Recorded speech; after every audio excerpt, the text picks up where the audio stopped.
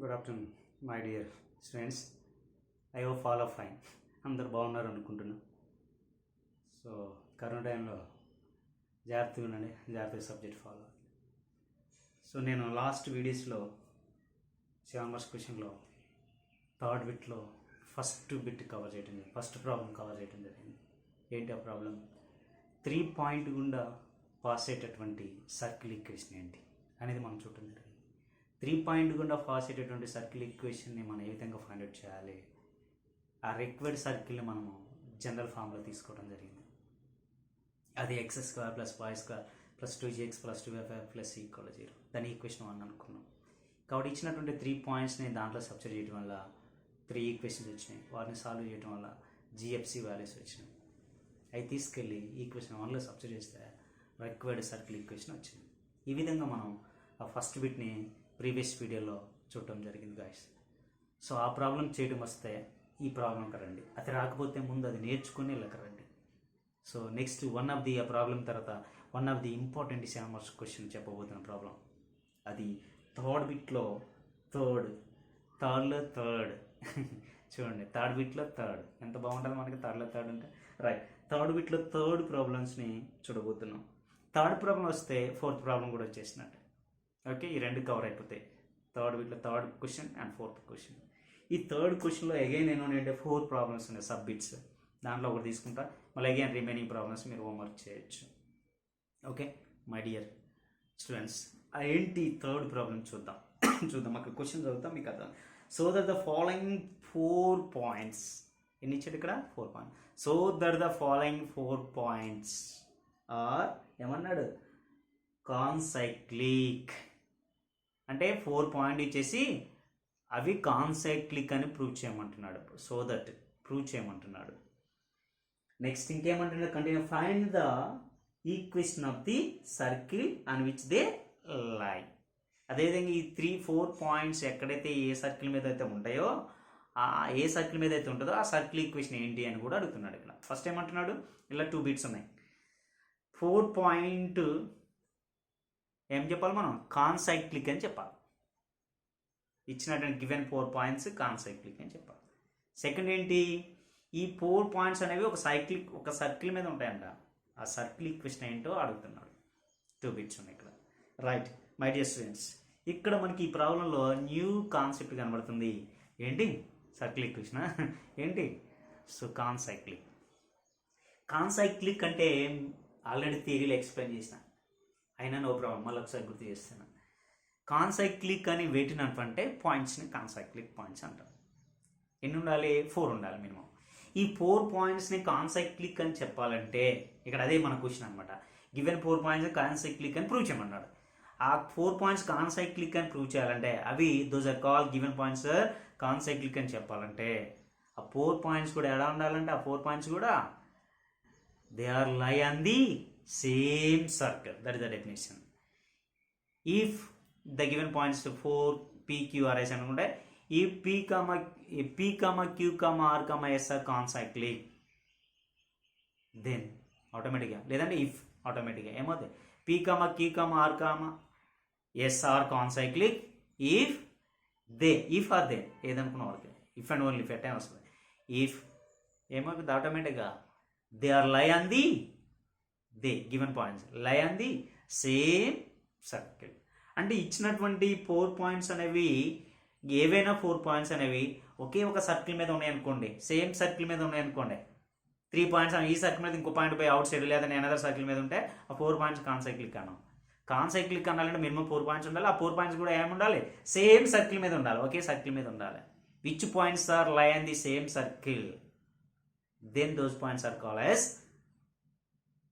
concyclic points, and that equation, that circle is called as, that equation, that circle is called as concyclic, and that equation is called as concyclic equation. అది అడుగుతున్నాడు చూడండి, link up ఉంది కదా. ఇప్పుడు మనం ఏం prove చేయబోతున్నాం? Concyclic అంటే గివెన్ 4 పాయింట్స్ సేమ్ ఒకే సర్కిల్ మీద ఉందని ప్రూవ్ చేస్తాం. తర్వాత ఏం అడిగాడు? ఈ 4 పాయింట్స్ ఎక్కడైతే ఉంటాయో ఆ సర్కిల్ ఈక్వేషన్ అన్నాడు. ఇక 4 పాయింట్ కూడా పాస్ అయ్యేటువంటి సర్కిల్ ఈక్వేషన్ అడిగినట్టు. 3 పాయింట్ కూడా పాస్ అయ్యే సర్కిల్ ఈక్వేషన్ మనకు తెలిసింది అక్కడ. సేమ్ ఇక్కడ కూడా అదే ప్రాసెస్. కానీ కష్టపడాల్సిన అవసరం లేదు.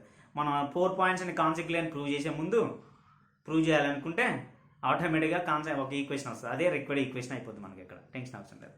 రైట్. సో మళ్ళీ ఒకసారి గుర్తు చేస్తాను. 4 పాయింట్స్ని కాన్సిక్వెంట్ అని ప్రూవ్ చేయాలి ఇప్పుడు మనం. అంటే ఏం చెప్పాలి ఇప్పుడు మన టార్గెట్ ఏంటి? 4 పాయింట్స్ సేమ్ సర్కిల్ మీద ఉందని ప్రూవ్ చేయాలి. అంటే ఏం చేయాలి ఇప్పుడు? గాలికి 4 పాయింట్స్ వదిలేసి ఇవన్నీ ఏ సర్కిల్ మీద ఉంటున్నాయి, ఒకే సర్కిల్ మీద ఉంటున్నాయి 4 పాయింట్స్ అని అబ్జర్వ్ చేయాలా?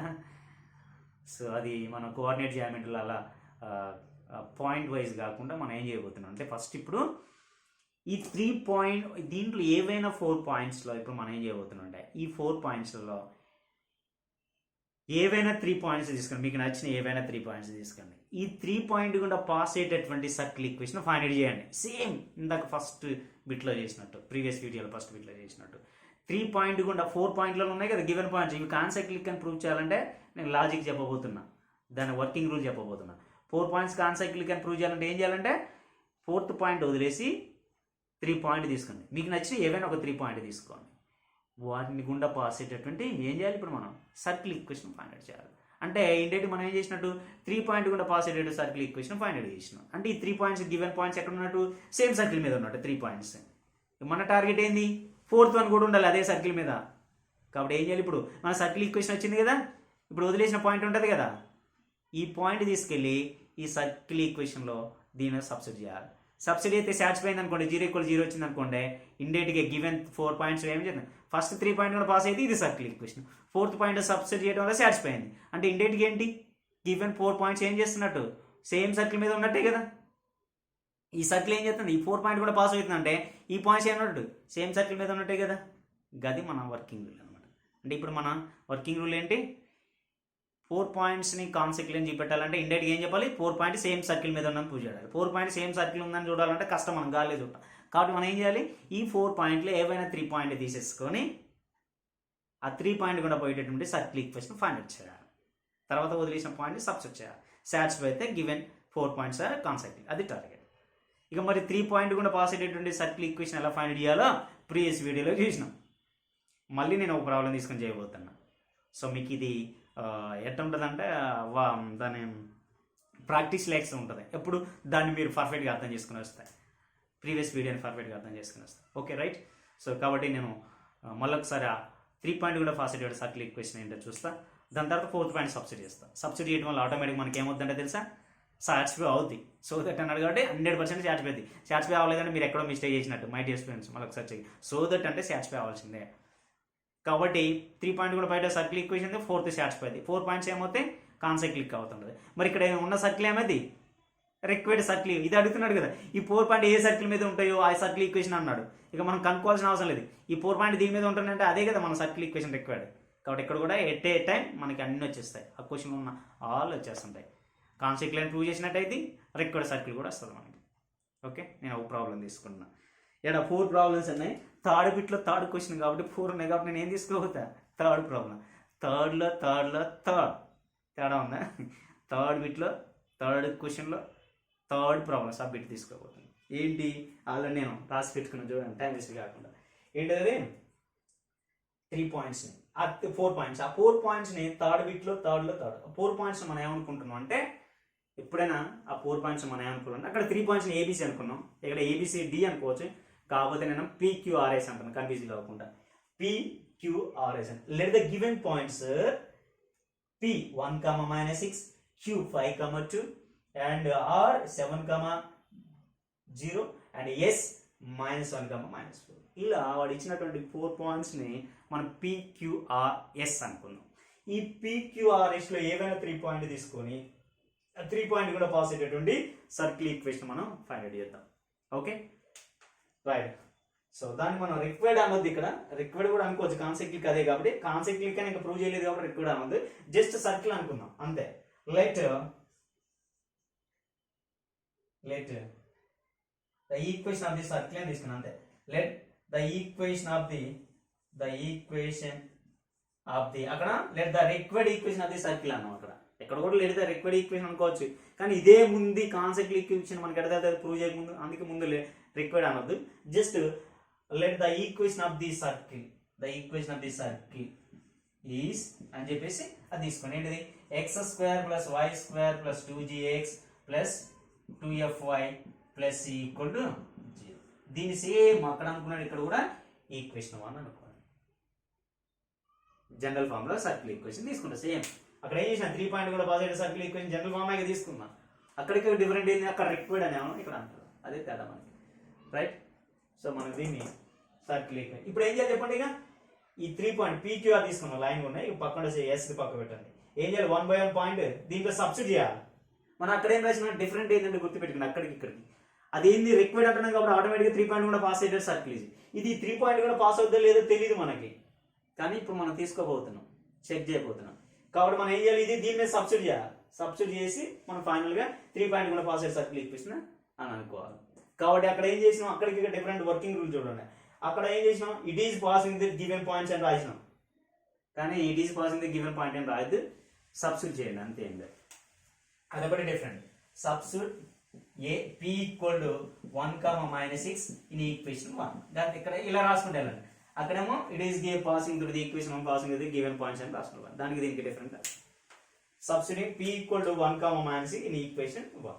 దాంట్లో సబ్స్టిట్యూట్ చేయడం వల్ల సో డైరెక్ట్గా మనకి ఏమొస్తుంది, దట్ ఇంప్లైస్ x ప్లస్ లో 1, y ప్లస్ లో -6, 1² plus -6 whole square plus 2g x అంటే 1 ప్లస్ 2f y అంటే -6 plus c equal to 0.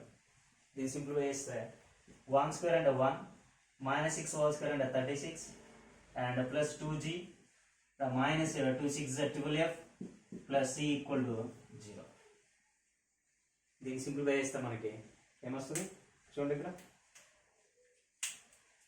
First జీలో 2g minus 12f plus c equal, ఇక్కడ కూడా కాన్స్టెంట్ అది తీసుకున్నాం 36 ప్లస్ 1 అంటే 37, అడిగిపోతే -39. This is equation 2. అక్కడ అలాగే సేమ్ దీన్ని కూడా మనం ఈక్వేషన్ 2 అంటాం. ఈ ప్రీవియస్ ఈక్వేషన్స్ మనం క్లీన్ చేయాలి. ఇది ఈక్వేషన్ 2. అగైన్ మనం ఏం చేయాలి, సబ్స్టిట్యూటింగ్ q ఈక్వల్ టు 5, అక్కడేమో equation 1 passing through the given point అనేది రాసినాం. ఇక్కడ సబ్స్టిట్యూటింగ్ రాయాలి. సబ్స్టిట్యూటింగ్ q ఈక్వల్ టు 5, 2 ఎక్కడ రాయాలి, ఇది ఈక్వేషన్ 1. అగైన్ ఈక్వేషన్ 1 రాసి రాయడం వల్ల అప్పుడు ఏమొస్తుంది మనకి, ఈక్వేషన్లో సబ్స్టిట్యూట్ చేస్తే therefore x ప్లస్ లో 5² ప్లస్ y² అంటే 2² ప్లస్ 2gx x అంటే 5 ప్లస్ 2f y అంటే 2 plus c equal to 0. Simple way. 5² 25, 2² 4 plus 2 5s are 10g plus 2 2s are 4f plus c equal to 0. Again so constant అటు తీసుకెళ్ళండి simple. ఇక్కడ మిగతా 10g plus 4f plus c equal to 25 plus 4 29 అడిగిపోతే -29. దీని equation 3 అనుకో. మళ్ళీ again ఏం చేయాలి మనం, substituting third point, substituting r equal to 7, 0 ఇక్కడ ఇన్ ఈక్వేషన్ 1 ఈక్వేషన్ లో రాస్తే అప్పుడు ఏమవుతుంది, therefore x ప్లస్ లో 7, y ప్లస్ లో 0, x² అంటే 7² ప్లస్ y² అంటే 0² అంట ప్లస్ 2gx x అంటే ఇక్కడ ఎంత 7 ప్లస్ 2f y అంటే ఇక్కడ ఎంత 0 plus c equal to 0. Simple వేస్తే 7² అంటే 49, 0² అంటే 0 ఇక 2 7 14g ఇంకా అది 0 కాబట్టి f వాల్యూ 0 అయిపోయింది ఈక్వల్ టు c. ఏ 0 అయినా మనకు అవసరం లేదు కాబట్టి రిమైనింగ్ వేరియబుల్ లైన్ ఫస్ట్ ఎందుకు 14g f లేదు 0 కాబట్టి ప్లస్ c ఈక్వల్ టు గది అయిపోతే -49 ఈక్వల్ టు ఈక్వేషన్ 4. గది నేను పార్ట్ 1లో వీడియోలో 3 పాయింట్ కూడా పాస్ అయ్యేటటువంటి ఈక్వేషన్ క్యాల్కులేషన్ చెప్పిన. సెకండ్, థర్డ్, ఫోర్త్ ఈక్వేషన్ వచ్చినప్పుడు దాంట్లో ఏదో ఒకటి ఎలిమినేట్ కావచ్చు డైరెక్ట్గా మనం ఎలిమినేట్ చేయకుండానే అని చెప్పి నేను చూడండి. దీంట్లో ఏంది ఎఫ్ ఎలిమినేట్ అయినా టెన్షన్ పడదు, సేమ్ వర్కింగ్ రూల్ అప్లై చేయాలి. ఇక్కడ ఎఫ్ ఎలిమినేట్ అయింది కదా, ఎఫ్ లేదు కదా అని టెన్షన్ పడద్దు. ఏం చేయాలి, ఇక సెకండ్ థర్డ్లో నుంచి సీని ఎలిమినేట్ చేయాలి అండ్ థర్డ్ ఫోర్ నుంచి కూడా సీని ఎలిమినేట్ చేయాలి. ఈ రెండింటి నుంచి సీని ఎలిమినేట్ చేసేటప్పుడు జిఎఫ్లోకి ఈక్వేషన్ అవుతుంది, దాని 5th ఈక్వేషన్ అంటాం. తర్వాత ఈ రెండింటిని సాల్వ్ చేసేటప్పుడు సీని ఎలిమినేట్ చేసేటప్పుడు సో జిఎఫ్లోకి ఈక్వేషన్ దాని 6th అంటాం. ఆ రెండింటిని సాల్వ్ చేస్తే జిఎఫ్ వాల్యూస్ వస్తుంటాయి. ఆ జిఎఫ్ వాల్యూస్ తీసుకుపోయి ఈ 3 ఈక్వేషన్స్లో ఏదో దాంట్లో రాస్తే సి వాల్యూ వస్తుంది. ఇలా జిఎఫ్సి వాల్యూస్ తీసుకెళ్ళి ఈక్వేషన్ 1 రాస్తే మనకు కావాల్సినటువంటి 3 పాయింట్ కూడా పోయేటట్టు సర్కిల్ ఈక్వేషన్ వస్తుంది. ఇంతవరకు ఫస్ట్ బిట్ చేసినట్టే చేయాలన్నమాట. సేమ్ ప్రొసీజర్ నేను మీకు తెలుసు అనుకుని వెళ్ళిపోతాను ఇక టైం వేస్ట్ కాకుండా. ఇప్పుడు ఏం చేయాలి మనం? సో మళ్ళీ నేను ఇక్కడ రాసుకుంటాను ఎందుకంటే తర్వాత నీడ్ అవుతుంది కాబట్టి. Second equation 2g - 12f + c = -37 ఇది ఈక్వేషన్ 2. తర్వాత ఈక్వేషన్ 3 10g + 4f + c = -29 ఇది ఈక్వేషన్ 3. ఈక్వేషన్ 4 14g + c = -49 ఎందుకంటే నాకు మళ్ళీ ఎరేజ్ చేస్తుంటాయి కదా నేను అందుకు. Right,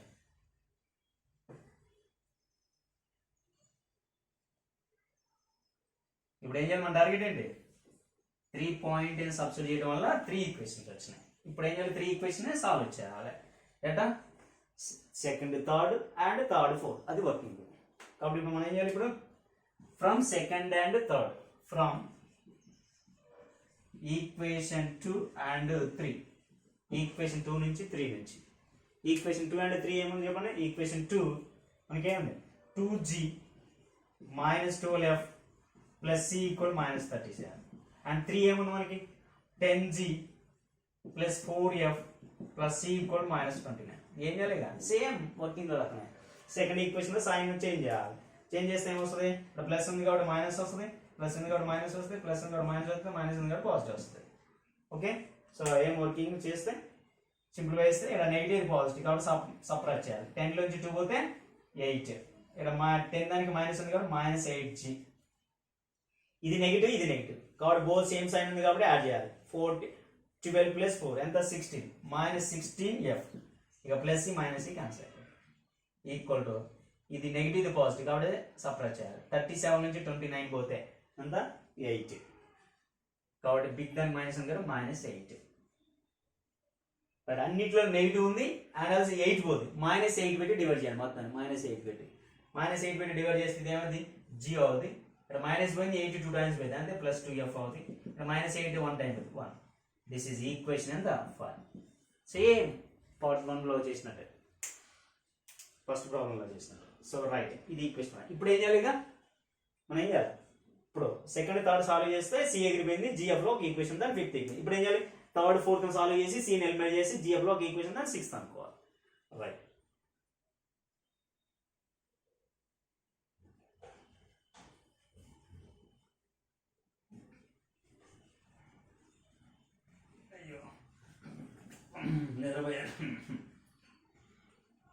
my dear students. Right, ఇప్పుడు ఏం చేయాలి? ఫ్రమ్ ఏంటి? ఫ్రమ్ ఈక్వేషన్ ఏంటి? 3 and 4, ఈక్వేషన్ 3, 4 నుంచి. ఈక్వేషన్ 3, 4 నేను రాసి పెట్టుకున్నాను. ఏంటి అక్కడ? 10g + 4f + c = -29 అండ్ 4 ఏమైంది? 10g, g దగ్గరే రాయాలి. 14g cలో, ఇది ఫోర్త్ ఈక్వేషన్. చూడండి, f లేదు, f ప్లేస్లో 0 రాయాలి, g ప్లేస్లో రాయాలి. 0 రాసిన ఒకటే వదిలేయండి. g దగ్గర 14g, c దగ్గర రాయండి ప్లస్ c, దీన్ని వదిలేయండి అంతే. ఈక్వల్ -14 మళ్ళీ సపరేట్ చేయండి. ఇక్కడ 0 పెట్టుకున్నా ఏం కాదు, లేదంటే వదిలేసినా ఏం కాదు. ఇది మైనస్, దీన్ని -0 కాబట్టి అక్కడ సైన్ ఏం చేంజ్ చేయాల్సిన అవసరం లేదు. ఇది మైనస్, ఇది నెగిటివ్ ఉంది కాబట్టి పాజిటివ్. రైట్, చూడండి ఇది పాజిటివ్, ఇది నెగిటివ్. సపరేట్ చేస్తే 14లో 10 పోతే 4 -4g. బిగ్ దానికి మైనస్ ఉంది కదా మైనస్. ఇక్కడ ఇది సపరేట్ చేద్దాం అంటే ఇక్కడ ఏం లేదు కాబట్టి ఇది యాస్టీజ్ పోతుంది. ఏంది? +4f. ఇది యాస్టీజ్కి వస్తుంది, ఇక్కడ ఏం లేదు కాబట్టి. నెక్స్ట్ ఈ రెండు క్యాన్సిల్ అయిపోతుంది. ఈక్వల్ ఇది పాజిటివ్ నెగిటివ్. సపరేట్ చేస్తే 14లో 29 అయిపోతుంది ఇంకా 20 +20. రైట్, మళ్ళీ అన్నిట్లో 4 పోతుంది. 4 తీసేయండి. 4 తీసేస్తే -g + f = 4 5 20 కాబట్టి దీని ఈక్వేషన్ 6 అనుకుంటాం. ఇది 5th and 6th. My dear students, right, ఇప్పుడు ఏం చేయాలని చెప్పిన? ఇక ఫ్రమ్ ఈక్వేషన్ 5 and 6 ఇప్పుడు ఈ రెండింటిని సాల్వ్ చేయాలి. రెండేంటి? మళ్ళీ సాల్వ్ చేసినప్పుడు చెక్ చేసుకోమని చెప్పిన. ఏం చెక్ చేయాలి? ఈ రెండింటిలో దేన్నైతే ఎలిమినేట్ చేయాలనుకున్నావు, జీనో ఎఫ్ను, వాటి కోఎఫిషియంట్ ఏమి ఉండాలి? సేమ్ ఉండాలి. చూడండి, ఇక్కడ జీ కోఎఫిషియంట్ ఇక్కడ 1 ఉంది, నెగిటివ్ ఉందా పాజిటివ్ పక్క పెట్టి 1, ఇక్కడ 1 ఉంది కాబట్టి టెన్షన్ లేదు. ఇక్కడ చూడండి, ఇక్కడ 1 ఉంది, ఇక్కడ 2 ఉంది. ఒకవేళ నువ్వు 2ని ఎలిమినేట్ చేయాలనుకుంటా ఈ ప్రొసీజర్ చెప్తా. జీ కాకుండా అంటే ఎఫ్ని ఎలిమినేట్ చేసే ప్రొసీజర్ చెప్తుంది, ఎందుకంటే అటు కూడా మీకు అర్థమైంది కాబట్టి. చూడండి ఇప్పుడు ఏంది, దీన్ని ఇప్పుడు మనం ఎఫ్ని ఎలిమినేట్ చేయాలి. ఇక్కడ 1 ఉంది, ఇక్కడ 2 ఉంది కాబట్టి, ఇక్కడ 1 ఉంది కాబట్టి దీన్ని ఏం చేయాలి, ఈ మొత్తాన్ని 1తో మల్టిప్లై చేయాలి. ఇక్కడ 2 ఉంది కాబట్టి ఈ మొత్తం 2తో మల్టిప్లై చేయాలి. అలా రాసుకోవాలన్నమాట ఈక్వేషన్ 5th 6గా మార్చుకొని. రైట్, ఇప్పుడు చూడండి.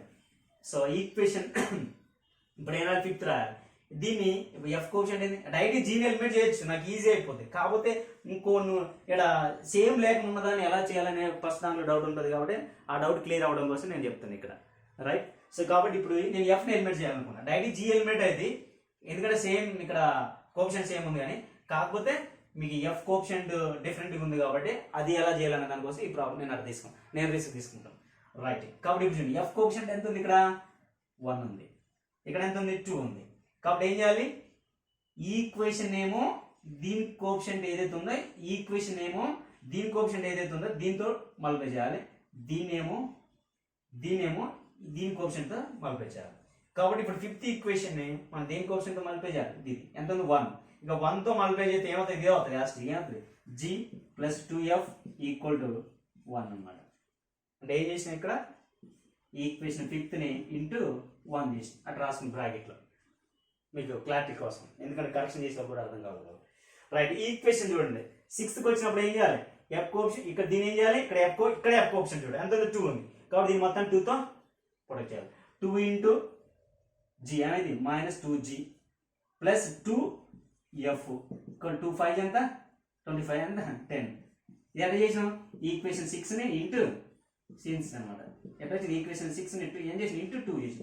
ఎందుకు 2తోనే చేయాలి, ఇక్కడ ఎఫ్ ఎలిమినేట్ చేస్తున్నాం కాబట్టి ఎఫ్ కోఎఫిషియంట్ అనేది 2 అనమాట. దీన్ని ఎందుకు 1తోనే చేయాలి, సో ఎఫ్ ఎలిమినేట్ చేస్తున్నాం కాబట్టి ఈక్వేషన్ ఇక్కడ ఎఫ్ కోఎఫిషియంట్తో కూడా క్లియర్గా అర్థమై ఉంటుంది అని ఇలా చేయాలన్నమాట. సేమ్ లేనప్పుడు రైట్, ఏదో ఒకటి సేమ్ ఉంటే అసలు ప్రాబ్లం లేదు. ఇక్కడ సేమ్ ఉంది కాబట్టి దాటి జీని ఎలిమినేట్ చేసుకోవచ్చు, ఇదంతా చేయకుండా మీకు అర్థం కావడం కోసం చేసి. రైట్, ఇప్పుడు చూడండి, ఇక ఇందాక ఇక్కడ చేసిన ప్రాసెస్ అప్లై చేయండి. చూడండి ఇక్కడ ఈ పాజిటివ్ ఉంది కాబట్టి నెగిటివ్ ఉంది కాబట్టి పాజిటివ్ అయింది, ఇది పాజిటివ్ కాబట్టి నెగిటివ్ అయింది, పాజిటివ్ ఉంది కాబట్టి నెగిటివ్. కాబట్టి ప్లస్ ఇది ప్లస్ రెండింటిని యాడ్ చేయాలి, +2g + g అండ్ ఇది +3g. ఇక్కడ ప్లస్ ఇక్కడ మైనస్ రెండు క్యాన్సిల్ అయిపోతుంది కాబట్టి ఇక్కడ -10 + 1 అండ్ -9 అయిపోతుంది. క్లియరా? రైట్, బోర్డు కనబట్లేదు, ఇటు వచ్చేస్తాను, ఇది అరేంజ్ చేస్తాను. Equation 6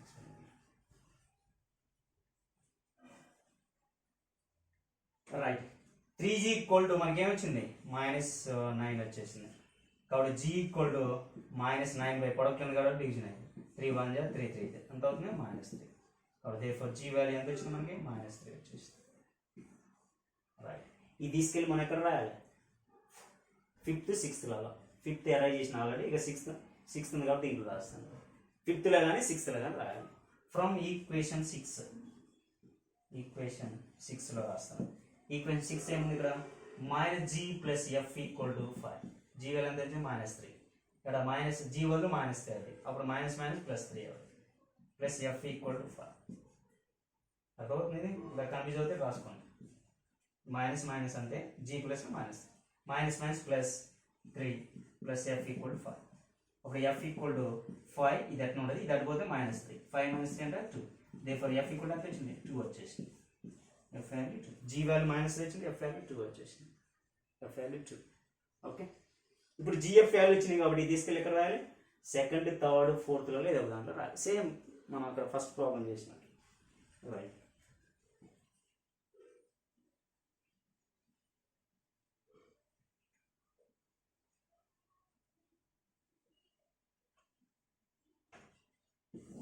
right. ఇప్పుడు ఏం చేయాలి, ఫ్రమ్ ఈక్వేషన్ 2 నుంచి జిఎఫ్ వాల్యూ లేదంటే సబ్స్టిట్యూయింగ్ జిఎఫ్ వాల్యూస్ ఇన్ ఈక్వేషన్ 2 అని కూడా రాసుకోవచ్చు, ఫ్రమ్ అనకుండా. రైట్, సో ఈక్వేషన్ 2 ఏమిటి, 2g - 12f + c = -37. సబ్స్టిట్యూట్ చేయండి. g ఎంత వచ్చింది మనకి -3. 2 × -3 -2 × f అంటే ఎంత 2 + c = -37. సింపుల్ వేయండి, ప్లస్ ఇంటూ మైనస్ 2 3 6 -6 -12 2 ఎంత 122 ఎంత 24 ప్లస్ సి ఈక్వల్ మైనస్ 37. 122 వేసారు, 12 ఎంత 24, రైట్. సో -6 -21 అనేది -30 plus C equal -37. C equal -30 అది తీసుకెళ్ళండి, ఆల్రెడీ ఇక్కడ -37 ఉంది, అడిగితే అయితే +30. కాబట్టి ఫోర్ సి ఈక్వల్ టు ఏమవుతుంది -37 + 30. ఇదాన్ని సింప్లికేషన్ తెలుసు కానీ పాస్ట్కి వెళ్ళిపోతాను, మరి అర్థం కాబట్టి మళ్ళీ ఒకసారి చెక్ చేసుకోండి. అంటే -37 + 30 అంటే -7. ఇప్పుడు ఏమొచ్చింది, సి వాల్యూ కూడా వచ్చేసింది. కాబట్టి ఇప్పుడు ఏం చేయాలి, జిఎఫ్సి వాల్యూస్ని ఈక్వేషన్ 1లో రాస్తున్నాం అక్కడ.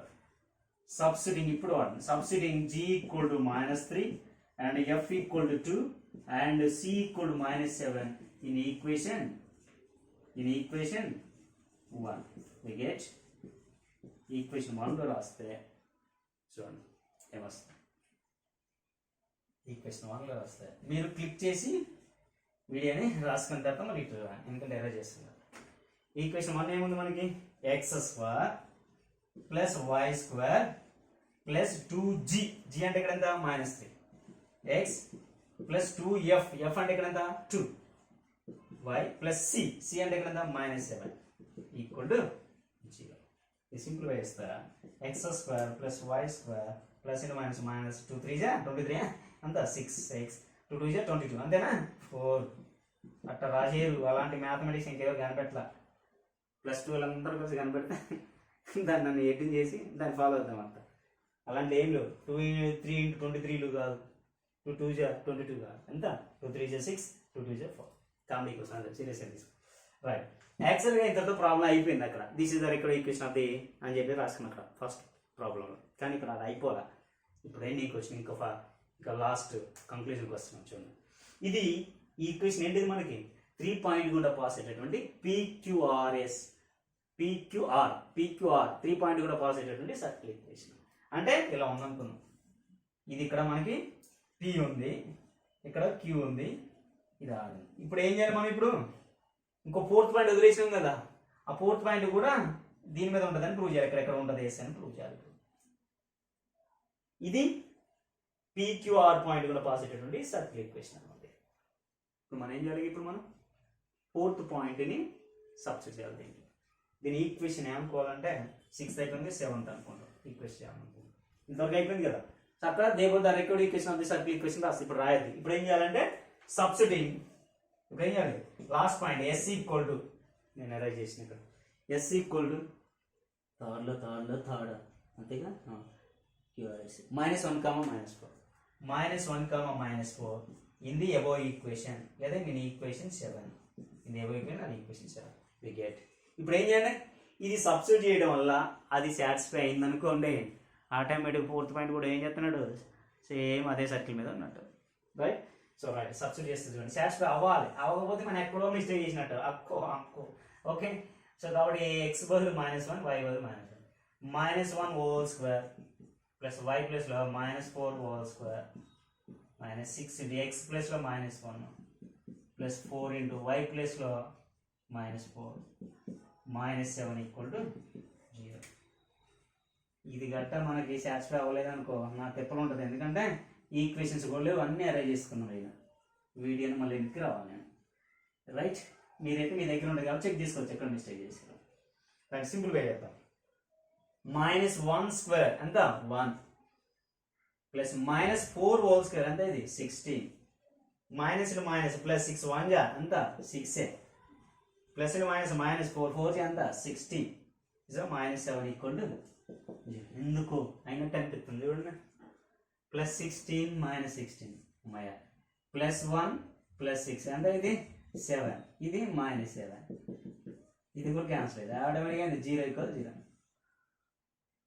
అమ్మాయ్యా, నాకు కూడా టెన్షన్ పోయింది, ఎందుకంటే మళ్ళీ వీడియో కదా కాబట్టి 0 = 0. అంటే ఇండైరెక్ట్గా ఏం చేస్తున్నాడు, ఇక్కడ కూడా ఏమన్నట్టు ఎస్ ఉంది అంటే ఈ ఈక్వేషన్ ఏం చేస్తున్నాడు, ఎస్ కూడా పాస్ అవుతున్నాడు. ఈ 3 పాయింట్ కూడా కాదు, 4th వదిలేసినటువంటి మనం ఏదైతే వదిలేసిన పాయింట్ కూడా ఇది పాస్ అవుతున్నట్టు అర్థం.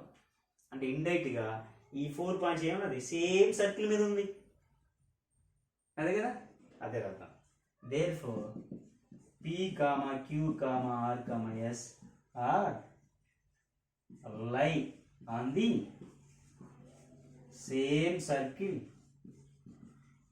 ఏంటిది ఈక్వేషన్ 7. సేమ్ సర్కిల్ ఏంటిది ఈక్వేషన్ 7. కాబట్టి therefore final conclusion that the given points p, q r అని వాడు ఇవ్వలేదు కదా మనం రాసుకోవాలన్నమాట. therefore the given points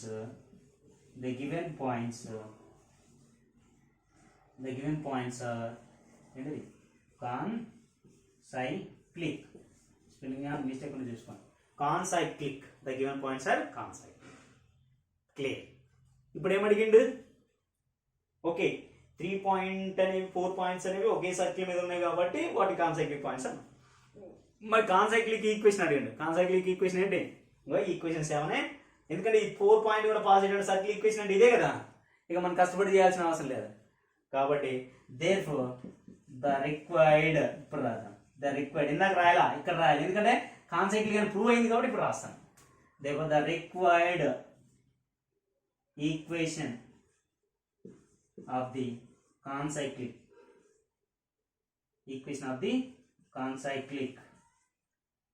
is ఏంటిది మనకి x square plus y square minus 6x plus 4y minus 7 equal to 0.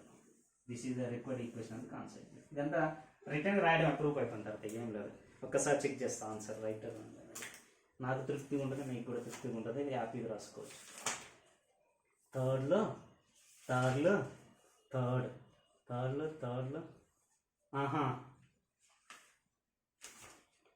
Third బిట్లో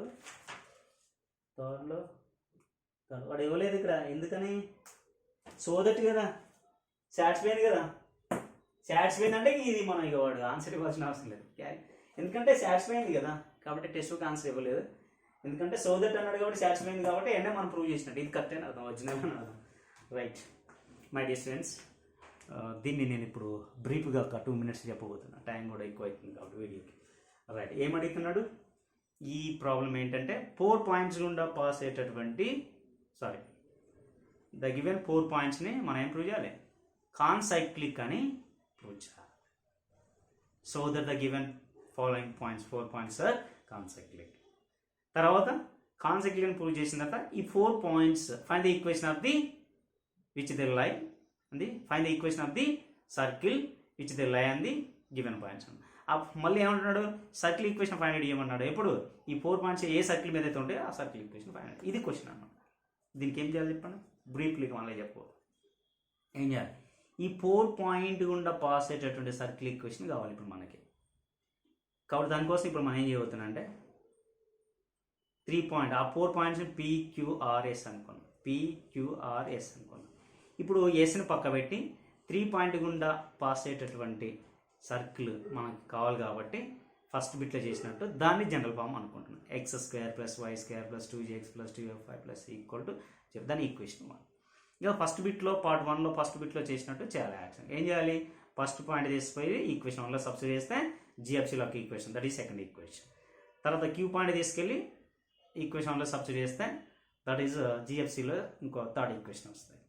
next R point తీసుకెళ్ళి equation 1లో substitute చేస్తే GFCలో మళ్ళొక మనకి ఫోర్త్ ఈక్వేషన్ వస్తుంది.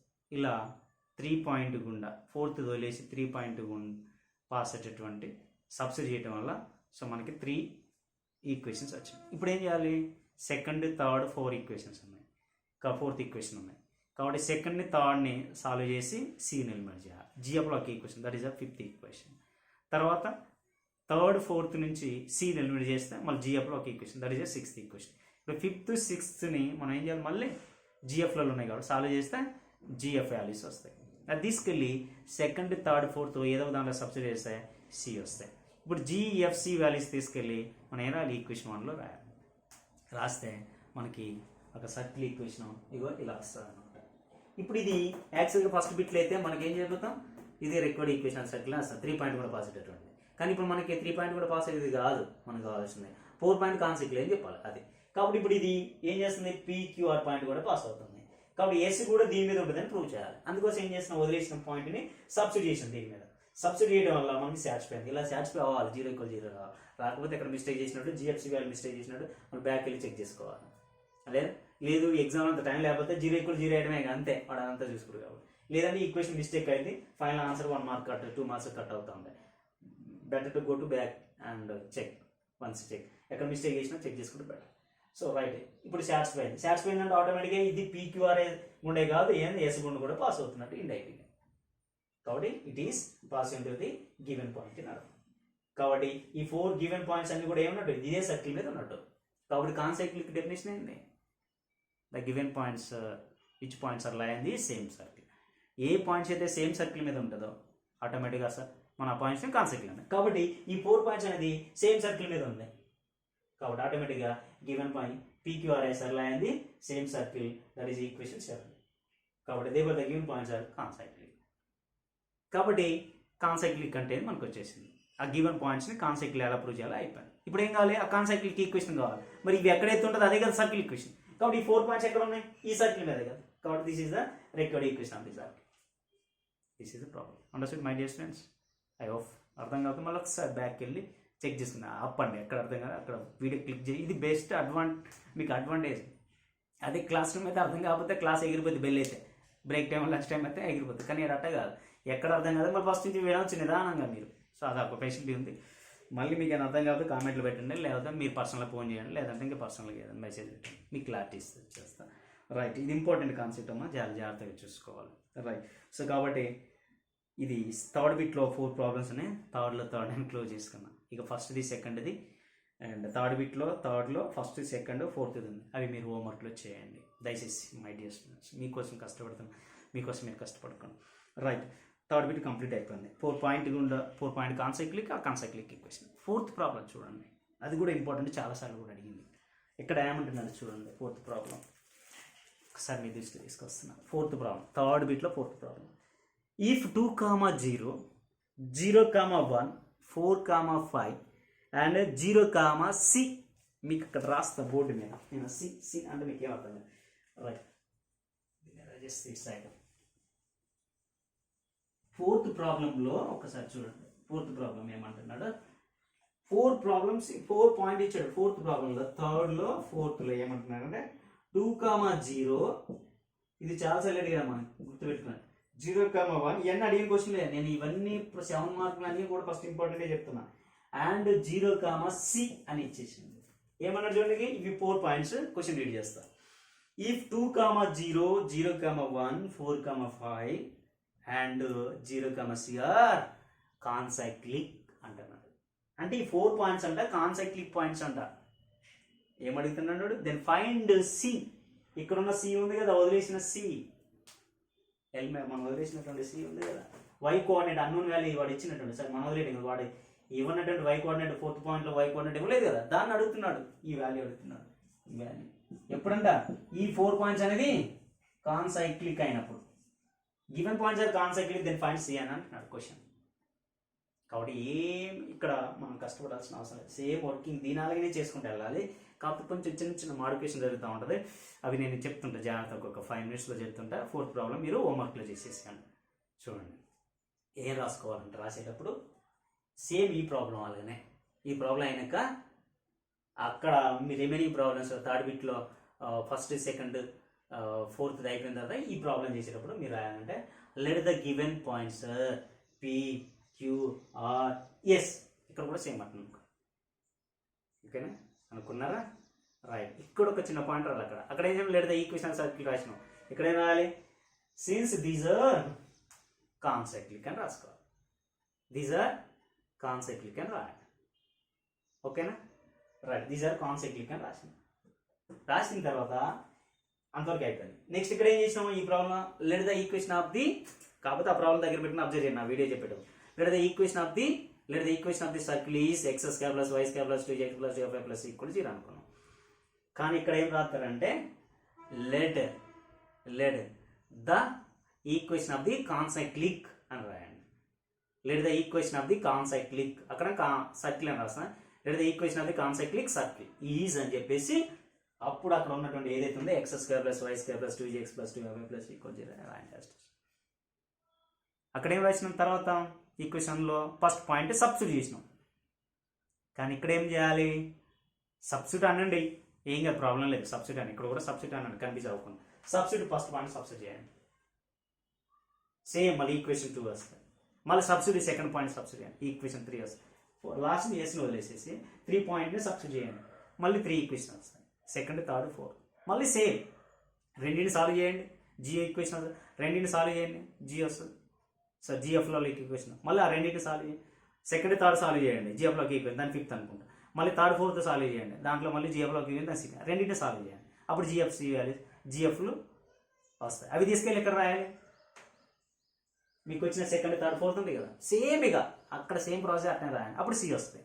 అది తీసుకెళ్ళి జిఎఫ్సి వాల్యూస్ తీసుకెళ్ళి ఎక్కడ రాయాలి? ఈక్వేషన్ 1లో రాస్తాం. రాస్తే ఏమవుతుంది? అప్పుడు కాన్సెప్ట్లిక్ ఈక్వేషన్ వస్తుంది. అంతవరకు లాస్ట్లో మనం ఇక్కడ వచ్చిన సర్కిల్ ఉంది కదా, అలాంటిది సర్కిల్ ఇది వచ్చింది కదా, ఇది వస్తుంది. కానీ మీరు అర్థం, కానీ మనకి ఏం కావాలి ఇప్పుడు? అది కావాలి కదా.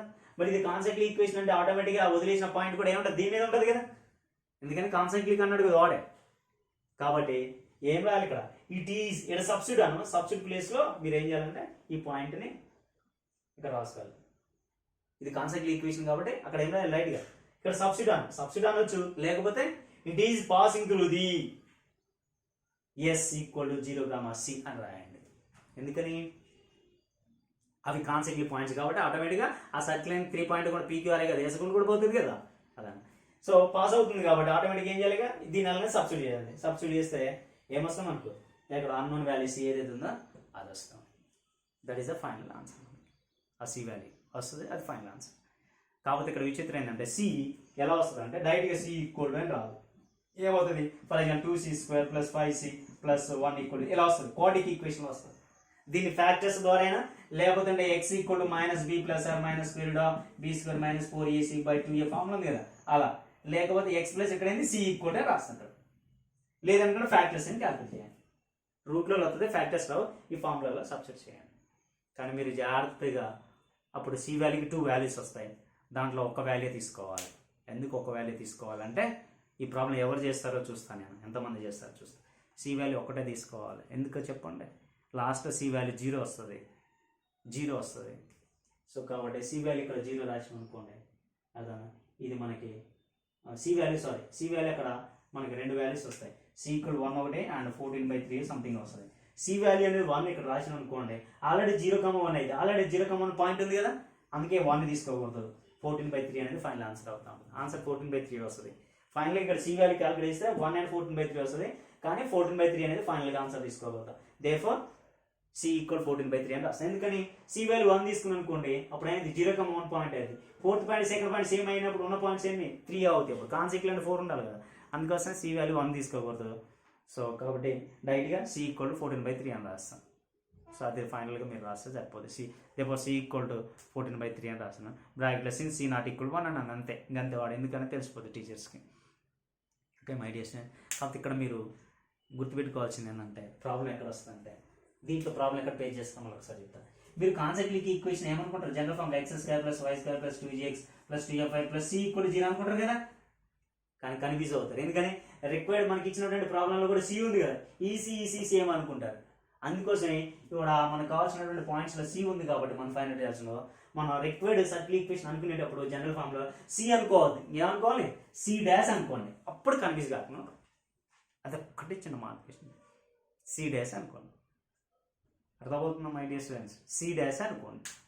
అప్పుడు ఇక్కడ మనకి కన్ఫ్యూజ్ కాకుండా, ఎందుకంటే ఇక్కడ వచ్చిన సి అదే సి అనుకుంటారు. మనకి అన్ఫార్చునేట్లీ ఇక్కడ సి కూడా మనకి 14/3 వస్తుంది. అదే ఫైనల్ అక్కడే ఆఫ్ చేస్తారు సగం దగ్గర. కాబట్టి జనరల్ ఫామ్లో సర్కిల్ ఈక్వేషన్ తీసుకునేటప్పుడు x² + y² + 2gx + 2fy + c' = 0 అని తీసుకోండి. ఇప్పుడు ప్రొసీజర్ చేయండి, మీకు వచ్చేస్తుంది. ఎవరికైనా రాకపోతే నేను పర్సనల్ కాల్ చేయండి, లేదా మీట్ అవ్వండి. ఓకే మై డియర్ స్టూడెంట్స్, ఇంతతో మనం సో థర్డ్ బిట్లో థర్డ్ అండ్ ఫోర్త్ కంప్లీట్ చేసుకున్నాం. ఆల్మోస్ట్ 90% 7 మార్క్స్ క్వశ్చన్ క్లోజ్ చేసినట్టే. ఇది 3 ప్రాబ్లమ్స్ కానీ ఎక్కువగా రిపీట్ వీడితోనే రిపీట్. ఇంకోటి ఉంది సెకండ్ ప్రాబ్లం, అదాను నెక్స్ట్ సెకండ్ బిట్లో కొన్ని ప్రాబ్లమ్స్ ఉన్నాయి, అవి నెక్స్ట్ వీడియోలో మీకు ముందుకు వస్తున్నాయి. Okay my dear friends, my dear students, thank you.